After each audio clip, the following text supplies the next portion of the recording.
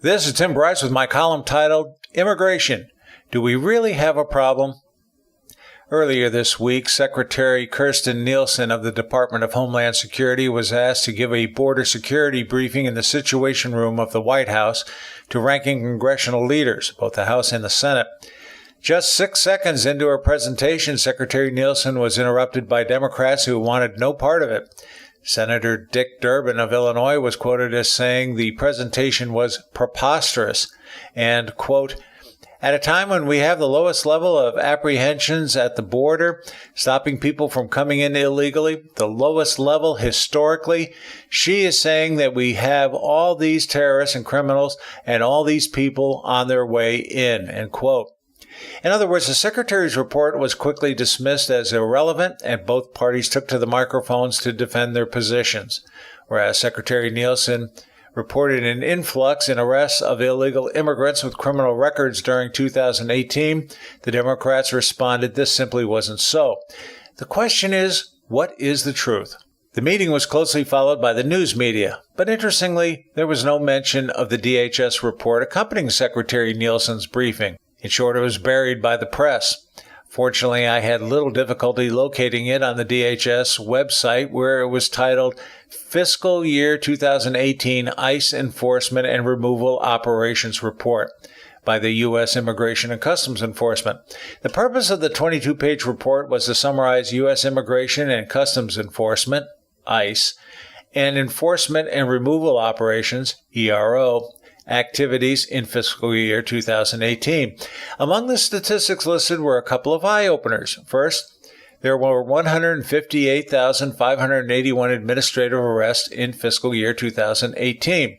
ICE and ERO recorded the greatest number of administrative arrests as compared to the two previous fiscal years and the highest number since fiscal year 2014.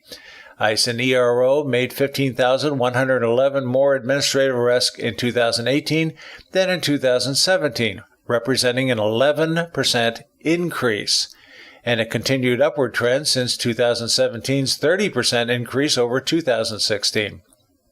Next, in fiscal year 2018, ERO arrested 138,117 aliens with criminal histories, convicted criminals and those pending criminal charges, for an increase of 10,125 aliens over 2017.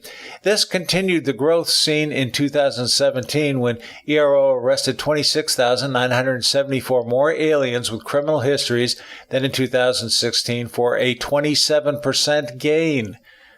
Types of crimes cover the spectrum, everything from DUI traffic offenses to drugs, assault, larceny, burglary, weapon offenses, homicide, kidnapping, and so on. And finally, fiscal year 2018 saw an increase in criminal violations, causing an increase in removal of illegal immigrants. Interestingly, the top 10 countries include Mexico, Guatemala, Honduras, El Salvador, Dominican Republic, Brazil, Ecuador, Colombia, Haiti, and Nicaragua.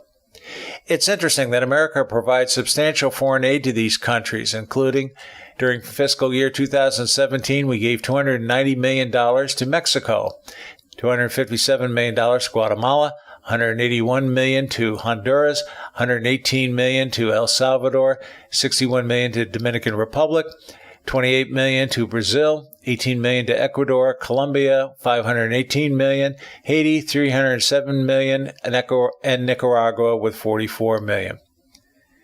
One should ask, what is the point of giving these countries money if their citizens want to leave? They are obviously squandering the money and not improving working conditions there. In other words, it is wasteful. Also consider this. The foreign aid to these top 10 countries alone represents over $1.8 billion, not to mention the many other countries on the list. The United States could easily afford to build an opulent southern wall by simply diverting foreign aid. So, what was the message Secretary Nielsen was trying to communicate?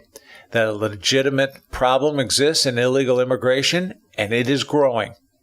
The data presented in this report is not fictitious or a figment of someone's imagination. It is real. The fact remains there is an increase, not a decrease, in people wanting to enter our country illegally, with many possessing a criminal background. Now we have to ask if we want these undesirables to run amok in our country. Our safety, security, and sovereignty depends on your answer. Friends, keep the faith. This is Tim Bryce in Palm Harbor, Florida. Follow me on the internet at timbryce.com.